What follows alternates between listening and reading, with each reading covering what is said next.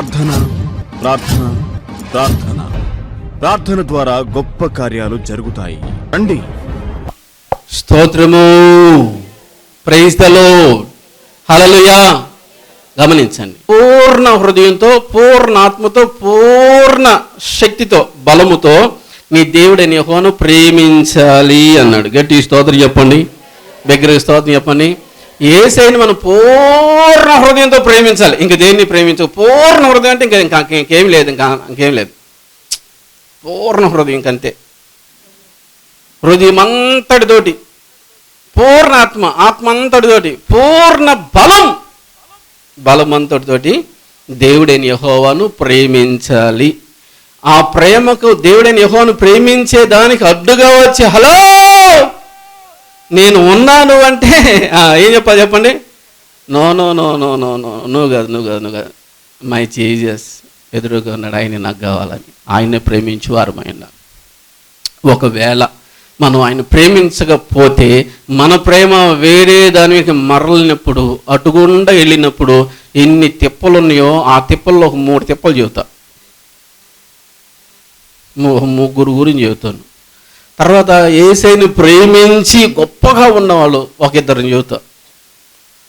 జాగ్రత్తగా వాక్యాన్ని అండి. మీరందరూ యేసయ్యను ప్రేమించేవారు ఉండాలని ఉద్దేశంతో ఈ సందేశం. అప్పుడు ఏ తిప్పలు లేకుండా నాలాగా సంతోషంగా లేకపోతే ఇంక యేసయ్యలాగా ఏం సంతోషంగా ఉంటారు మీరు? అవునా కదా? నేనేమన్నాను? సంతోషంగా ఉన్నా అంటే సంతోషంగా ఉన్నాను అన్నారు. నాలాగా సంతోషంగా ఉన్నారంటే అంటే నేను పొందిన సంతోషంలో మీరు పొందలేదు అంటే ఇంకా యేసయ్యలాగా ఏముంటారు? యేసయ్యకు ఉన్న సంతోషం మీకు ఏముంది? ఆయన ఎప్పుడు సంతోషంగానే ఉంటాడు. నన్ను గమనించిన 3 వ్యక్తులు. మొదటి వ్యక్తి ఆదికాండం 3వ అధ్యాయము, ఆదికాండం 3వ అధ్యాయము 6వ వచనం. యోహాను సువార్త 14వ అధ్యాయము 21వ వచనం చదవండి. యోహాను సువార్త 14వ అధ్యాయం 21వ వచనం. నా ఆజ్ఞను అంగీకరించి వాటిని గైకొనువాడే నన్ను ప్రేమించువాడు. గట్టి స్తోత్రం చెప్పండి. ఆదికాండం 1వ అధ్యాయం నుంచి ప్రకటన గ్రంథం వరకు, ఆఖరి అధ్యాయం వరకు యేసుక్రీస్తు మాటలు ఉన్నాయి. ఆయన ప్రతి మాట మనం ఆజ్ఞగా తీసుకుని దాని ప్రకారంగా జీవిస్తూ ఉంటే యేసుని ప్రేమించేవారు మనమే. గట్టి స్తోత్రం చెప్పాలి. యేసుని ప్రేమించేవారు మనమే. అయితే ఆదాము అవ్వలకి ఒక్క ఆజ్ఞ మాత్రమే ఇచ్చాడు. మంచి చెడ్డలను తినవచ్చు, వృక్షఫలాలను తినకు, జీవ వృక్షఫలాలు భుజించండి జీవిస్తూ ఉంటారు. జీవ వృక్షఫలాలు భుజించండి జీవిస్తూ ఉంటారు. మంచి చెడ్డలను తెలియని వృక్షఫలాలను తినమాకండి, తింటే చనిపోతారు అన్నాడు. సైతాను వచ్చి ఇది నిజమా? ఈ తోట వృక్షఫలాలు దేనే తినొద్దన్నాడా? మంచి చెడ్డలను తెలియని వృక్షాలను అట్ట ముట్టొద్దు, తినొద్దు అన్నాడు. తింటే చనిపోతావంట. లేదు, మీ కళ్ళు తెరబడి దేవతలు ఉంటారని దేవుడు తినొద్దు అన్నాడు. తాను తిని తన భర్త గోడిచ్చింది. ఇప్పుడు చెప్పండి, హవ్వ ఎవరిని ప్రేమించింది? మాట్లాడాలి. ఎవరు ప్రేమించింది? ఆఖరినా? వామ్మో, అసలు లేదుగా అక్కడ. గట్టిగా చెప్పండి, ఎవరు ప్రేమించింది? గట్టిగా చెప్పాలా? యేసయ్య ఏమన్నాడు? నా ఆజ్ఞలు ఎవరైతే, నా మాటలు ఎవరైతే తీసుకుని దాని ప్రకారంగా జీవిస్తారో వారే నన్ను ప్రేమించేవారు అన్నాడు. ఇప్పుడు తినొద్దన్న పండు తిని, తినమన్న పండు తినలా. కాబట్టి ఇప్పుడు ఎవరిని ప్రేమిస్తుంది? దేవుని ప్రేమించట్లా. ఎవరు ప్రేమిస్తుంది అంటే ఆహారమును. మరో మాట చెప్పాలంటే సైతాన్ని. ఎవరు చెప్పండి? ఇప్పుడు సాతాను మాట ఉంది కాబట్టి సాతాను ప్రేమించినట్టు, దేవుని మాట వినలేదు కాబట్టి దేవుని ప్రేమించినట్టు కాదు. యేసయ్య మాటను బట్టి మనం అర్థం చేసుకోవచ్చు. ఇప్పుడు చెప్పండి, యేసయ్యను ప్రేమించక యేసయ్యకు విరోధమైన సలహా ఇచ్చిన వ్యక్తిని ప్రేమించిన, యేసయ్యను ప్రేమించగా ఇదిగో ఈ పండు తిన్న తల్లిగారు హవ్వ పండు తిందే అట్లాగా ఆహారాన్ని ప్రేమించిన, జరిగేది ఏంటంటే దేవుని మీద మొట్టమొదటిగా అనుమానం వచ్చింది. ఏమో చెప్పండి? అనుమానం. దేవుణ్ణి ప్రేమించినంత కాలం దేవుని మీద అనుమానం రాదు. ఎవరు స్తోత్రం చెప్పాల? దేవుని ఎప్పుడైతే ప్రేమించే విషయం వెనుకబడతామో అప్పుడే అనుమానాలు వస్తూ ఉంటాయి. ఎప్పుడైతే దేవుడైన యెహోవా మీద దేవుడైన యెహోవాకు విరోధమైన ఆలోచన సాతాను తీసుకొని వచ్చాడో, ఆ ఆలోచనలకు ఎప్పుడైతే హవ్వ వచ్చిందో, ఆ పండు ఎప్పుడైతే చూసిందో ఏమనిపించిందంటే, ఆ పండు అంటే కళ్ళు తెరపడి దేవతలాగా ఉంటారంట. అబ్బా, వారు ఎలాగుంటారు నాకు తెలియదు కదా, దేవుడి కంటే ఒకవేళ గొప్పగా ఉంటానేమోనని అసూయతోటి దేవుడు తినొద్దన్నాడు. ఏం చెప్పండి, అసూయతోటి దేవుడు తినొద్దన్నాడు. దేవుడి కంటే గొప్పగా ఉంటాడని దేవుడు తినొద్దన్నాడన్న అనుమానం హవ్వలోకి వచ్చి తినొద్దన్న పండు తిని తినమన్న పండు తినలా ఈ తల్లి. అది తీసుకెళ్ళి ఆదాముకి ఇచ్చింది. ఆదామేమో హవ్వను ప్రేమించేవాడు, హవ్వేమో పండుని ప్రేమించేది. ఇద్దరు తిని ఏమైపోయారు? జీవించేవారు చనిపోయారు. ఏమైపోయారు? ఆశీర్వాదం పొందాల్సిన వాళ్ళు శాపాన్ని తెచ్చుకున్నారు, మేలులు పొందాల్సిన వాళ్ళు కీడులు తెచ్చుకున్నారు. మరి తిప్పలు కదా అయ్యి, అప్పలారా చెప్పండి. వీటిని తిప్పలు అంటారా లేదంటారు? ఏమంటారు? బతకాల్సిన వాళ్ళని చచ్చిపోయే స్థితిలోకి వెళ్ళిపోయారు, దీవించబడాల్సిన వాళ్ళని శాపాన్ని తెచ్చుకున్నారు, మేలు ఉపకారాలు పొందాల్సిన కీడులు సంపాదించుకున్నారు. పరదేశులు పెట్టురా నెత్తిని పెట్టారు, పరదేశులు అని పట్టుబడుకొని ఇక ఏదైనా నుంచి బయటకు వచ్చారు. ఇంకా ఏం చేస్తాం మరి? మనమేమో చచ్చిపోయిన పాట ఎత్తుకొని పాట పాడతాం, వాళ్ళని పెట్టిన ఎత్తిన ఎత్తుకొని పాట పాడుకుంటూ బయటకు వచ్చారు. ఎందుకంటే వాళ్ళు సచ్చిన స్థితిలో ఉన్నారు కదా. అందుకని దేవుని బిడ్డలంగా ఈ లోకంలో బ్రతుకుతున్నప్పుడు దేవుని కంటే ఎక్కువగా ప్రేమించవద్దు. గట్టి స్తోత్రం చెప్పు. మంచి ఆహారం కావాలి, మంచి ఆహారం సమకూర్చుకోవాలి, మంచి శ్రేష్టమైనది ఉన్నతమైనది మనం భుజించాలి, విందుని ఆరగించాలి. అది వాస్తవం, అది నిజం. దేవుడే ఇచ్చాడు, అన్నీ దేవుడే ఇచ్చాడు, అన్నీ ఇచ్చాడు. అయితే ఇచ్చిన ఆయన్ని వదిలిపెట్టి ఇచ్చిన ఆహారాన్ని ప్రేమించటమే పాపం. అది మరణంలోనే తీసుకెళ్ళి, అది శాపంలోనే తీసుకెళ్ళి, అది కీడులోనే తీసుకెళ్ళింది వారిని. మనకు అవసరం అంటారా? మీరేందో మొత్తానికి ఏందో నాకు అర్థం కావట్లా.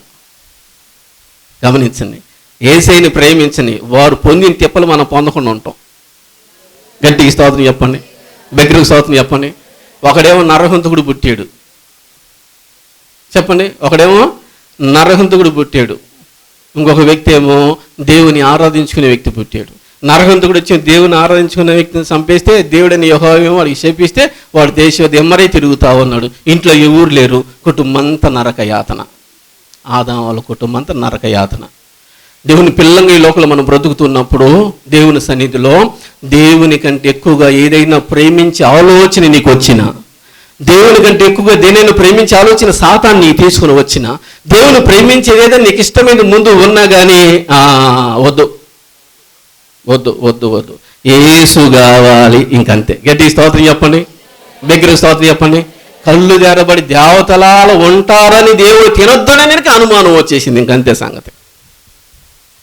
దేవతలు గాల దెయ్యాల్లా తయారయ్యారు ఇద్దరు.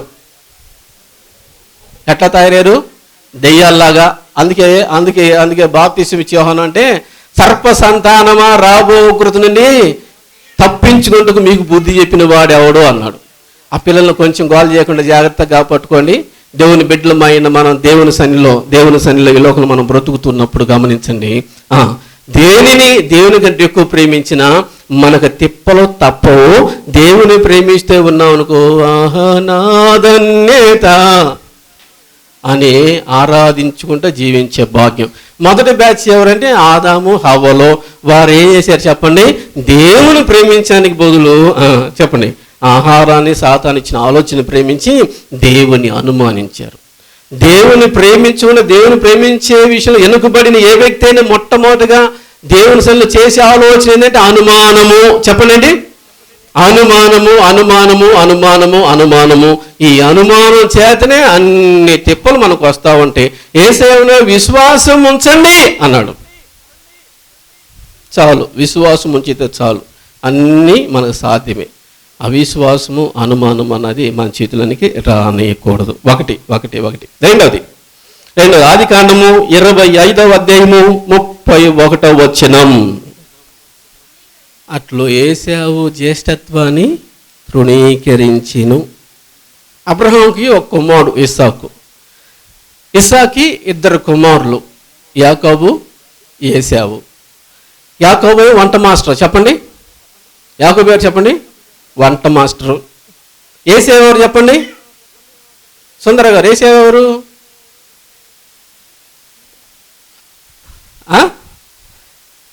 వంటకి సమకూర్చేవాడు, వంటకి సమకూర్చేవాడు. వేటకి వెళ్తాడు, ఏం చేస్తాడు వచ్చినా జీంకున్నో ఏదో ఒకటని మొత్తానికి ఆహారం తీసుకుని వస్తాడు. తీసుకొచ్చేస్తే యాకోబు ఏం చేస్తే చక్కటి వంట కూర చక్కగా వండి పెడతా ఉంటాడు అనమాట. వండి పెడతా. ఎంత చక్కగా వండుతాడంటే కూర కలిసి చూసి స్మెల్ చూస్తేనే అబ్బా, ఓ ఈ కూర తినకపోతే సత్యం మేలు అబ్బాయి అనిపించింది. ఇంకా ఈ కూర తినకపోతే ఇంకా బతికినవాటి సచ్చినవాటి అనిపించింది. అందుకే మనోడు ఏం చేసి అంటే ఆ కూర దగ్గరికి వెళ్ళాడు, చూశాడు, ఇది ఎర్రగా ఉంది, చక్కగా ఉంది, వాసన చూస్తేనే భలే కమ్మగా ఉంది. ఈ కూర తిని సత్తే బెటరు, సాగు ముందు ఈ కూర తినకుండా సత్యానికి ఆ జీవితానికి ఉపయోగం లేదు. అంత స్మెల్ అంత కలగా ఉంది, అంత టేస్ట్గా ఉంటుంది కూడా అని నూరూరించి జ్యేష్ఠత్వాన్ని అమ్మి వేసుకునేంత చక్కగా ఉంది ఆ కూర. అంటే ఎంత బాగా వండే వంట మాస్టర్ ఒకసారి ఆలోచన చేయండి. మరి మీరు ఎవరన్నా అట్లా వండేవాళ్ళు ఉన్నారా? అట్లా వండేవాళ్ళు ఎవరైనా ఉన్నారా? ఉప్పు ఎక్కువ వేసి, కారం తక్కువ వేసి, నూనె గిన్నెలు టన్నులు పోసేసి, నీళ్ళు బిందెలు మొత్తం పోసేసి, మీకు నచ్చినట్టు ఉడికినట్టుగా నాయన అన్నట్టుగా తీసుకొచ్చి ఎదురుగా. గమనించండి, మీరు కనుక చక్కగా వంట చేసి చక్కగా పెట్టగలిగితే మీ భర్త హృదయాలు మీరు జయిస్తారు. గట్టి స్తోత్రం చెప్పండి. అన్నం తింటానే అంటాడు, ఏం కావాలో చెప్పు నీకు అని చెప్పాను అనగలే, మెల్ల గంగిరెద్దులో ఒక దండెత్తావు, బంగారు దండెత్తాడు, రేపేస్తావు పో అంటాడు. చెప్పు, గట్టి స్తోత్రం చెప్పు. మనమే ఉప్పు తక్కువ, కారం తక్కువ, నీళ్లు పోసే, నూనె పోసే, ఎట్టగట్ట ఎండుతాము. ఏం కాయదనగా నీ మొహం పాడుగా నీకు అది చేయడం ఎక్కువలే అంటారు మీరు. ఇంకేం దబా బాధగానే మా ఈ పొంగితే రెండో రోజే మంచం అంటూ ఉంటాం అనమాట. దేవుని పిల్లమైన ఈ లోకం మనం బ్రతుకుతున్నప్పుడు చక్కగా మనకి దేవుడు మంచి జ్ఞానం ఇచ్చాడు, వండుకోవటానికి అన్నీ ఇచ్చాడు కాబట్టి అన్నీ రుచిగా టేస్ట్గా వండుకోవటం, హాయిగా తింటాం. ఇంకా అంత సంగతి అతరాపాదరకు వండుకోవాల్సిన పని లేదు, వండినట్టు వండించిన పని లేదు. చక్కగా వండుకొని తింటే ఎంత బాగుంటుంది. నాకు రుచిగా వండి పెట్టేవాడు చాలా ఇష్టం. గట్టి స్తోత్రం చెప్పండి. గమనించండి, దేవుని బిడ్డలమైన మన ఈ లోకంలో జీవిస్తున్నప్పుడు యాకోబు అంత చక్కగా వంట చేసేవాడు అనమాట. ఎంత చక్కగా వంట చేసేవాడు అంటే ఆ కూర కలిసి చూస్తున్నబ్బా, ఈ కూర తిని చచ్చిపోతే చాలు, అంత ధన్యకరమైంది ఈ కూర, అలాంటి కూర వదిలిపెట్టకూడదని మనసులో నిర్ణయించుకుంటారు. ఇంకంతే. దాన్ని చూడగానే ఏశావుకి అట్లా అనిపించింది. యాకోబు ఏం చేశాడంటే, ఏశావు ఏం చేశాడంటే ఆ కూర నాకు ఇవా అన్నాడు. ఏశావు అడిగాడు యాకోబుని, అబ్బాయి యాటం తెచ్చాడు, వండి పెడతాను కానీ చిక్కుడుగా నేను పొలంలో పండించుకొని కష్టపడి తీసుకొచ్చి వండుకుంటాను, ఇంత కష్టపడిన కూర ఊరకిమ్మటి నేను ఊరకిని అన్నాడు. మరి ఏం కాదు చెప్పు. జ్యేష్ఠత్వం ఎందుకు నాకెందుకు? నేను చచ్చిపోతాను, రేపు చచ్చిపోయాడికి జ్యేష్ఠత్వం ఎందుకు? చచ్చిపోయాడికి ఆహారం కావాలా, రేపు చచ్చిపోయాడికి ఆహారం కావాలా, ఆ చిక్కుడుగా కోరి శుభ్రంగా దీన్ని చచ్చిపోతా అన్నాడు. సరే సావు మొక్కడు తీసుకొస్తారా అని చెప్పి అన్నాడు. దగ్గరికి వచ్చాడు. వచ్చిన తర్వాత నాకు జ్యేష్ఠత్వాన్ని అంటే ఇచ్చేయండి కుదరదు, నేను చేయకపోతే నా చేయిలో చేసి ప్రమాణం చేయి, ఈ చిక్కుడు గల కూరకి జ్యేష్ఠత్వాన్ని అమ్మేస్తున్నాను ప్రమాణం చేయను. వాళ్ళు చేయిలో చేసి ఏసేవ ఏం చేసి అంటే ఈ జ్యేష్ఠత్వాన్ని చిక్కుడు గల కూరకి నీకు అమ్ముతున్నాను అని ప్రమాణం చేశాడు. కూర ఇచ్చాడు, తిన్నాడు. ఇంకంతే సంగతి. ఆ విధంగా ఏం చేశాడు ఏసావు? జ్యేష్ఠత్వాన్ని తృణీకరించాడు అని. జ్యేష్ఠత్వం ఇచ్చింది ఎవరు? ఇస్సాకు కాదు. జ్యేష్ఠత్వం ఇచ్చింది ఎవరు? రెబెకా కాదు. జ్యేష్ఠత్వాన్ని ఇచ్చింది ఎవరు? అబ్రహాం కాదు. జ్యేష్ఠత్వం ఇచ్చింది ఎవరు? దేవుడైన యెహోవా. గట్టి స్తోత్రం చెప్పు, బిగ్గర స్తోత్రం చెప్పు. దేవుడైన యెహోవా జ్యేష్ఠత్వాన్ని హక్కుగా ఇస్తే ఆ జ్యేష్ఠత్వాన్ని పాడు చేశాడు. జ్యేష్ఠత్వం అంటే ఏంటంటే ఇద్దరు కదా, వాళ్ళ కొడుకులు ఇద్దరు కదా, ఇద్దరైతే ₹1,00,00,000 3 భాగాలు వేస్తారు. ఎన్ని భాగాలు? 3. ఇప్పుడు 3 భాగాలు. ఇస్సాకు ₹1,00,00,000 ఆస్తుంది. ₹1,00,00,000 ఆస్తికి 2 కొడుకులు ఉన్నారు, ఏశావు యాకోబు ఉన్నారు. ఈ ఇద్దరు కొడుకులకి ఈ ₹1,00,00,000 ఆస్తి 3 భాగాలు వేసి ఒక భాగం చిన్నోడు యాకోబుకి, ఒక భాగం ఏమో పెద్దోడికి ఏశావుకి ఇస్తారు. 2 భాగాలు ఏశావుకి ఇస్తారు. అదే సమయంలో రెబెకా ఇస్సాకుల తర్వాత ఆ ఇంటి మొత్తం నాయకుడు ఎవరంటే ఏశావే. తన పిల్లలకి తన భార్యకి నాయకుడు. యాకోబు భార్యకి, పిల్లలకి, యాకోబుకి నాయకుడు ఎవరంటే ఏశావే. ఇంట్లో పెద్దరికంగా, తల్లిదండ్రుల తర్వాత పెద్దరికంగా ఉండే రే నోరుమయ్య అంటే నోరుమయ్యాలి. ఇంకంతే. అంత అధికారం అనమాట. అంత అధికారము దేవుడని యెహోవా ఇచ్చాడు. ఇంకంతే. యాకోబు మాట్లాడమంటే మాట్లాడకూడదు. ఇంకంతే. యాకో భార్య లేయ మాట్లాడమంటే మాట్లాడకూడదు ఇంకంతే. యాకో పిల్లలు మాట్లాడదంటే మాట్లాడకూడదు ఇంకంతే. రమ్మంటే రావాలి, పొమ్మంటే పోవాలి, ఇంకంతే సంగతి. ఏశావు ఆ తర్వాత ఆశీర్వాదం పొందగోరి కన్నీళ్ళు విడుచుచు దానికోసము శ్రద్ధతో వెతికినను మారు మనసు పొందనవకాశం లేక విసర్జింపబడిను. అబ్బా, ఎంత భయంకరమైన విషయం అండి, ఎంత భయంకరమైన విషయం. ఏశావు ఎవరు ప్రేమించాలి? దేవుడని యెహోవాను ప్రేమించాలి, దేవుడని యెహోవాను వెంబడించాలి, దేవుడని యెహోవాని హత్తుకొని జీవించాలి. అలాంటి ఏశావు జ్యేష్ఠత్వాన్ని ఇస్తే, 3/2 ఆస్తి జ్యేష్ఠత్వంగా ఏశావుకి ఇస్తే, తల్లిదండ్రుల తర్వాత సర్వాధికారము పెద్ద మనిషిగా చలామణి ఆ గొప్ప అధికారంతో కూడిన జీవితం, ధన్యకరమైన జీవితం ఏశావుకి ఇస్తే, ఏశావు చిక్కుడుగాయల కలవూర వంటకానికి ఆకర్షించబడి అమ్ముకొని తృణీకరించెను దేవుడిచ్చిన జ్యేష్ఠత్వాన్ని, తృణీకరించెను దేవుడని యెహోవాని. ఆశీర్వాదం తృణీకరించాడు, జ్యేష్ఠత్వం తృణీకరించాడు, దేవుని యొక్క నిర్ణయాన్ని ఉద్దేశాన్ని తృణీకరించాడు ఆ వ్యక్తి. ఎప్పుడైతే తృణీకరించాడో దేవుడిని యెహోవా వ్యక్తిని విసర్జించాడు. అంటే అయ్యా ఆశీర్వాదం అంటే ఆయన ఇంట్లో ఇంకా కన్నీళ్ళు విడుసు శ్రద్ధతో వెతుకుతున్నాడంట. పోగొట్టుకున్న నాణ్యం కోసం స్త్రీ ఎట్లయితే వెతుకుతుందో అలా వెతుకుతూ ఉంటే పట్టించుకోవట్లేదంట. విసర్జించాడు ఇంకంతే. తన బ్రతుకు దినములన్నిట కూడా ఏ రోజు కూడా ఏశావు బాగున్నావా, ఏం కావాలి నీకు, ఏడుస్తున్నావు, ఏశావు నీ ప్రార్థన జవాబిస్తాను, ఏం కావాలి అని ఎప్పుడు మాట్లాడలేదు ఏశావుతోటి. ఎప్పుడు మాట్లాడలేదు. యాకోబుకు దర్శనాలు ఇచ్చాడు, యాకోబుతో మాట్లాడి యాకోబుని ఆశీర్వదించాడు. కానీ ఏశావుతో మాట్లాడినట్టు, ఏశావుకు దర్శనాలు ఇచ్చినట్టు ఏశావుని ఆశీర్వదించినట్టు లేఖనాల్లో పొరపాటును కూడా మనం ఎక్కడ చూడడం. గట్టి స్తోత్రం చెప్పండి, బిగ్గర స్తోత్రం చెప్పండి, 2 సార్లు స్తోత్రం చెప్పండి. కారణం ఏంటంటే దేవుడని యెహోవాను ఆయన ఇచ్చిన శ్రేష్టమైన జ్యేష్ఠత్వాన్ని తృణీకరించాడు కనుక దేవుడని యెహోవా వ్యక్తిని విసర్జించాడు. విసర్జించిన తర్వాత మరలా వ్యక్తి వచ్చి శ్రద్ధతో వెతికినగా ఆయన పట్టించుకొని వదిలేశాడు. ఇంకంతే. దేవుని కంటే ఎక్కువగా మనం ప్రేమించకూడదు. ఏశావును మనం గమనించినప్పుడు చిక్కుడుగాయల కూరను ప్రేమించినంతగా జ్యేష్ఠత్వాన్ని ప్రేమించాల, చిక్కుడుగాయల కూరను ప్రేమించినంతగా దేవుడని యెహోవాను ప్రేమించాల, చిక్కుడుగాయల కూరను ప్రేమించినంతగా ఇంకా దేన్ని ప్రేమించలేదు.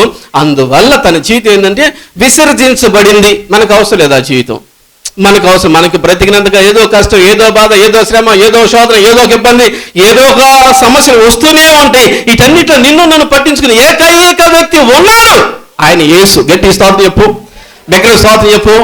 ఆయనే పట్టించుకోకుండా మనం దేన్నో ప్రేమించుకుంటే దాని ఎన్నికట పడి పోతామంటే ఆయన ఏం చేస్తాడు, ఆయన మనల్ని వదిలేస్తాడు. ఆ తర్వాత మనం తిప్పలు పడాలి, ఇబ్బందులు పడాలి, సమస్యలు కొని తెచ్చుకోవాలి, కొన్ని నిందలు అవమానాలు మన మీదకు వస్తాయి. అలాంటప్పుడు మనం చేయగలిగేది ఏమీలే. సహాయం చేసేది ఆయనే, ఆయన తప్పితే ఇంక సహాయం చేసేవాళ్ళు లేరు. ఆయనే మనం తీసి పక్కన పెట్టినప్పుడు ఆయన మనల్ని ఏం చేస్తాడు, వదిలేస్తాడు. కాబట్టి ఇశ్రాయేలు విను, నీ దేవుడని యెహోవా అద్వితీయుడు గనక పూర్ణ హృదయంతో, పూర్ణ ఆత్మతో, పూర్ణ బలంతో ఆయన ఏం చేస్తావు, ప్రేమించు. స్తోత్రము. ఎవరు ప్రేమించాలా? ఎవరు ప్రేమించాడు? చిక్కుడుగాయల కూరని. అప్పలారు చెప్పండి, ఎవరిని చెప్పండి? చిక్కుడుగాయల కూరని. ఇంకా వచ్చిన తిప్పలన్నీ ఇంకా ఆయనే పడ్డాడు, ఇంకెవరు పట్టించుకోవాలా. భార్య పట్టించుకోవాలా, పిల్లలు పట్టించుకోవాలి, ఎవరు పట్టించుకోవాలా. వచ్చే తిప్పలన్నీ అట్లా పడతా ఉన్నాడో దేవుడు పట్టించుకోవాలా, అట్లానే పోయాడు. కనుక దేవుని పిల్లంగా 2వ బ్యాచ్ చూసాము. చిక్కుడుగల కూరను ప్రేమించి జ్యేష్ఠత్వాన్ని దేవుని తృణీకరించాడు. దేవుడిని యెహోవాను ప్రేమించడానికి పోలి చిక్కుడుగల కూరను ప్రేమించుకొని తిప్పలు తెచ్చుకున్నాడు. మనకొద్దది. మూడోది సంఖ్యాకాండం 11:4 వచ్చింది త్వరగా. ఆ అరణ్యములో ఇశ్రాయేలీల సమాజమంతయు మోషే అహరోనుల మీద సణిగిరి. ఇశ్రాయేలీలు మేము మాంసము వండుకోను కొండల యొద్ద కూర్చుండి తృప్తిగా ఆహారం తిన్నప్పుడు యెహోవా చేతి వలన మేవేలా చావకుండా ఉంటిమి. ఈ సర్వ సమాజమును ఆకలి చేత చంపుటకు ఈ అరణ్యంలోనికి మమ్మల్ని అక్కడ నుండి తోడుకొని వచ్చితిరని వారితో ననగా. చాలు చూడండి ఏమంటున్నారు చెప్పండి. మేము ఐగుప్తులో ఉన్నప్పుడు మటన్ తిన్నాం, చికెన్ తిన్నాం, ఫిష్ తిన్నాం, ఫ్రాన్స్ తిన్నాం, అంతా అబ్బా ఏ రుచిగా ఉందో. ఈ ఎర్రనీళ్ళకి వచ్చిన మన్నా తప్పితే మాకు అవేమీ లేవు. మేము ఆ మాంసం కొండల యొద్ద ఉన్నప్పుడే యెహోవా చేత ఎలా చావకుండా ఉంటిమి అని సణుగుతూ ఉన్నారు. బా, వీరు ఎవరిని ప్రేమిస్తున్నారు చెప్పండి? చేపలను ప్రేమిస్తున్నారు, చికెన్ని ప్రేమిస్తున్నారు, మటన్ని ప్రేమిస్తున్నారు, రొయ్యల్ని ప్రేమిస్తున్నారు. ఎవరిని ప్రేమించట్లేదు చెప్పండి? ఎవరిని ప్రేమించలేదు? దేవుడని యెహోవాని ఏం చేయట్లేదు? ప్రేమించట్లేదు. ఐగుప్తు దేశంలో మేమన్నీ అవి వండుకొని తింటున్నప్పుడు కొండల దగ్గరనే దేవుడిని యెహోవా చేత మొత్తపడి చచ్చిపోయింది. అంత బాగుండేదో. మళ్ళీ వీళ్ళు పాట పాడతారు. ఏమైనా పాట పాడతారు తెలిసిన? ప్రేమించేదన్ అధికముగా పూర్ణ వివేకంతో నిన్ను ప్రేమిస్తూ ఆరాధిస్తూ ఉంటాం. ఆరాధన అని చెప్పి నేను చేస్తాను, ఆరాధన చేస్తూ ఉంటారు మళ్ళీ. ఎందుకంటే పూర్ణ హృదయంతో, పూర్ణాత్మతో, పూర్ణ బలముతో నీ దేవుడిని యెహోవాను నువ్వు ప్రేమించాలి అని దేవుడిని యెహోవా మోషేకి ఆజ్ఞాపిస్తే మోషే ఇశ్రాయేలు ప్రజలకు ఆజ్ఞాపించాడు. ఇప్పుడు ఈ పాట పాడితే పూర్ణ బలంతో ఆరాధిస్తా, పూర్ణ బలంతో నేనేం చేస్తుంటే ప్రేమిస్తూ ఉంటా అంటారు. ఏదన్నా రాగానే సణుగుతా ఉంటారు. ఏం చెప్పండి? ఏదన్నా రాగానే సణుగుతా ఉన్నాడు. దేవుని బిడ్డలంగా లోకంలో బ్రతుకుతున్నప్పుడు దేవుని గాక వేరుగా ప్రేమించి అనుమానించిన వ్యక్తి హవ్వ. దేవుని గాక వేరేదాన్ని ప్రేమించి విసర్జించిన వ్యక్తి ఎవరంటే ఏశావు. దేవుని గాక మాంసాన్ని ప్రేమించి, చికెన్ ప్రేమించి, ఫ్రెష్ని ప్రేమించి, అన్నిటిని ప్రేమించి సణుగుతున్న వ్యక్తులు ఎవరంటే ఇశ్రాయేలు ప్రజలు. ఇంకా సణుగులు వస్తాయి అనమాట. ఏమవుతుంది చెప్పండి? దేవుని ప్రేమించగా వేరేదాన్ని ప్రేమిస్తుంటే దేవుని మీద సణుగులు వస్తూ ఉంటాయి. ఏం దేవుడు ఆ దేవుడు ఏం చేశాడాయన ఎన్ని అంటారో వీళ్ళు అంటారు. అక్కడ ఐగుప్తు దేశంలో ఆ మాంసం కొండలు ఎక్కడ చచ్చిపోతే బాగుండు, అట్నే చచ్చిపోయారు. చూడండి ఒకసారి 38 వచ్చిన సంఖ్యాకాండం 11:38 వచ్చిన చూడండి ఒకసారి గమనించండి. మాంసాన్ని ప్రేమించడం ద్వారా ఏమొచ్చిందమ్మా తల్లులారా? మరణం వచ్చింది. ఇప్పుడు మనం ఎవరిని ప్రేమిద్దాం? జాగ్రత్త, యేసుని ప్రేమించండి. మాంసాన్ని ప్రేమించి సణిగి మరణం తెచ్చుకున్నారు వాళ్ళు. చిక్కుడు గలకురం ప్రేమించి సణిగి ఏం తెచ్చున్నారు? తృణీకరించి విసర్జించబడిన జీవితం తెచ్చుకున్నారు. అనుమానంతో అన్నీ తెచ్చుకుంది హవ్వ. కనుక ప్రోపిల్లమైన మనం ఈ లోకంలో బ్రతుకుతుండగా దేనిని ప్రేమించకూడదు? గట్టికి స్తోత్రం చెప్పు, బిగ్గర స్తోత్రం చెప్పు. దేనిని ఏం చేయకూడదు? ప్రేమించకూడదు. యేసయ్యనే ప్రేమించాలి. ఒక వ్యక్తిని మీ ముందు జాగ్రత్తగా గమనించండి. దానియేలు గ్రంథం 1వ అధ్యాయము 8వ వచనం. రాజుగారి సమ్ముఖములో పరిచర్య దానియేలుని, షడ్రకు, మేషకు, అబేద్నెగోని 4 తీసుకొని వచ్చారు అధికారులు ఉండటానికి. ఆ ఉండటానికి వచ్చినప్పుడు వీరికి రాజుగారు భోజనం, రాజుగారు పానం. రాజుగారు భోజనం ఎట్లుంటుంది? చికెన్, ఫిష్, ఫ్రాన్స్ అన్నీ ఉంటాయి. అందులో గాడిద మాంసం, పంది మాంసం కూడదు. ఏమని చెప్పండి? గాడిద మాంసం, పంది మాంసం కూడదు. దేవతలకు అర్పించి తీసుకొస్తారనమాట. ఆ 2 తినకూడదు. ఏ 2 తినకూడదు? గాడిద మాంసం, పంది మాంసం తినకూడదు. చేపలు, మటన్, చికెన్ వీడిని తినొచ్చు, కానీ గాడిద మాంసం, పంది మాంసం తినకూడదు అని ధర్మశాస్త్రం ఉంది. కాబట్టి అన్ని దేవతలకు అర్పించిన ఏ ఎక్కువ తినకూడదని ధర్మశాస్త్రం ఉంది. కాబట్టి అబ్బాయి మనం అవి తినకూడదు. రాజుగారు అవి తింటారు. ఇప్పుడు అవి తీసుకొచ్చి మనం తింటే మన దేహం, మన శరీరం అంతా కూడా ఇది అపవిత్రపరచబడింది. కాబట్టి వాటి తినము అని నపుంసకుల అధిపతి చెప్పి ఆ అపవిత్రత నుంచి మనల్ని మనం కాపాడుకుందాము అనుకున్నారు. గట్టికి స్తోత్రం చెప్పండి, బిగ్గరకి స్తోత్రం చెప్పండి. పందిని చూస్తే సేదరు పుట్టింది కదా. ఇంక ఇప్పుడు ఆ పంది మాంసం తినొద్దు. పంది మాంసం, ఆ గుర్ర మాంసం వద్దనేది వద్దనేది ఎక్కడన్నా వస్తాయి అనమాట. అందుకని దానియేలు అంటే నపుంసకుల అధిపతి బాబు నీ దండం పెడతాను, కానీ మాకేం వద్దు, కానీ పొట్లకాయ, చీకుడుకాయ, దోసకాయ, బీరకాయ ఉన్నాయి, బీరకాయ ఉన్నాయి, 5 దేశాలు మేము తింటాము. మాకు ఈ మాంసాహార రాజుగారు భోజనం ఏ పాని ఏ వద్దు అన్నారు. అరే బాబు అంటే నా చిరస తీసేస్తారు అన్నారు. నీ దండం పెడతాను, నీ దండం పెట్టినా లేదు, ఏమి లేదు, అవి మాత్రం రాజుగారి ఇచ్చిన మాత్రం తినాల్సింది అన్నాడు. 10 రోజులు మాకు టైం. 10 రోజులు మేము కూరగాయలతో తింటాం, 10 రోజులేమో రాజుగారితో భోజనంతో వాళ్ళకి పెట్టండి అని అంటే సరేనని దేవుడిని యెహోవా కనికరం కలిగిన మనసు ఇచ్చాడు నపుంసకుల అధిపతికి. సరే నేను కూరగాయలు మొత్తం తెస్తే 10 రోజులు తిన్నారు వీళ్ళు. రాజుగారికి రాజుగారు పంపించినేమో వేరే బ్యాచ్ వాళ్ళకి ఇచ్చారు. బబులోను సామ్రాజ్యంలో ఉన్న వారికి ఇచ్చారు, వారికి ఇచ్చారు. 10 రోజుల తర్వాత నపుంసకుల అధిపతి ఈ షడ్రకు మేషకు దానియేలును చూస్తే కళ్ళకళ్ళకళ్ళాడుతూ ఉన్నారు, ఆరోగ్యంగా ఉన్నారు, బలంగా ఉన్నారు. వారు రాజుగారి ఆహారం చికెన్, మటన్, ఫిష్ అన్నీ రకరకాల భోజనం చేసేలే, మొహాల కళ్ళలేదు, బలంగా లేరు. లేరు. ఎందుకని అంటే వీళ్ళు మోకరించి ప్రార్థన చేస్తారు, అయ్యో మా ప్రార్థన ఆలకించి ఈ కూరగాయలు తీసిన ఆహారం ద్వారానే మేము కళగా ఉండాలి, బలంగా ఉండాలి. ఆ రకంగా ఉంటే మా దేహాలు అపవిత్రపరచబడకుండా పరిశుద్ధంగా ఉంటాయి. ఒకవేళ నువ్వు కనుక ఆ రకంగా మమ్మల్ని దీవించకపోతే అన్ని జనులు రాజుగారు దేవుడు అర్పించిన ఆహారం తీసుకొస్తే దాన్ని తిని మా జీవితాలు అపవిత్రపరచబడతాయి, దయతో మాకు సహాయం చేయవన్నప్పుడు దేవుడైన యెహోవా ఆ ఆహారాన్ని ఆశీర్వదించాడు. గట్టి స్తోత్రం చెప్పండి, దగ్గర స్తోత్రం చెప్పండి, రోగిశలే స్తోత్రం చెప్పండి. ఆ విధంగా ఆశీర్వదించేది అంటే ఆ కూరగాయల ఆహారం ద్వారానే చికెన్, మటన్, ఫిష్, ఫ్రాన్స్లోంచి వచ్చే విటమిన్స్ కంటే శ్రేష్టమైన విటమిన్స్ ఆహారంలోంచి ఇచ్చి కలకలలాడుతూ ఉండే ఆ ఫేస్లో అట్రాక్షను, అదే సమయంలో బలంగా ఉండే ఆ శ్రేష్టమైన బలము కండరాల్లో దేవుడిని యెహోవా దానియేలుకు షడ్రకు మేషకు అబేద్నెగోలు ఇస్తే వాళ్ళు బబులోను సామ్రాజ్యంలో బ్రతికినంతకాలం అట్టి ఆహారం తింటూ పరిశుద్ధంగా జీవించే భాగ్యం దొరికింది. ఇప్పుడు చెప్పండి, వీరు ఎవరిని ప్రేమించేవారు? దానియేలు, షడ్రకు మేషకు అనేవాళ్ళు ఎవరిని ప్రేమించేవారు? దేవుడని యెహోవాను ప్రేమించేవారు. దేవుడని యెహోవాను ప్రేమించేవారు గనక అన్ని దేవతలకు అర్పించి తినకూడదంటే మానుకోవడానికి ఇష్టపడ్డారు. అన్ని దేవతలకు అర్పించిన వాటి హేయమైన ఉన్నాయి, గుర్రం మాంసం, పంది మాంసం ఉంటుంది కాబట్టి మీరు తినకూడదు అని చెప్పిన మాట్లాడితే అవి తినకుండా ఉండడం కోసమే 10 రోజులు గడువెలిగి నపుంసకుల అధిపతి ద్వారా కూరగాయలు తెచ్చుకొని తిన్నారు. గట్టి స్తోత్రం చెప్పండి. దేవుడిని యెహోవాను ప్రేమించారు కానీ ఆ విందులో ఉన్న ఆ రుచికల పదార్థాలను ప్రేమించలేదు. గట్టి స్తోత్రం చెప్పు. దేవుడిని యెహోవాను ప్రేమించి రుచి లేని కూరగాయలు తినడానికి ఇష్టపడ్డారు. గట్టి స్తోత్రం చెప్పు. కాబట్టి మనమంతా కూడా ఎట్లా ఉండాలి తెలిసిన, దానియేలు, షడ్రకు మేషకు అబేద్నెగోలు లాగా ఉండాలి. గట్టి స్తోత్రం చెప్పండి.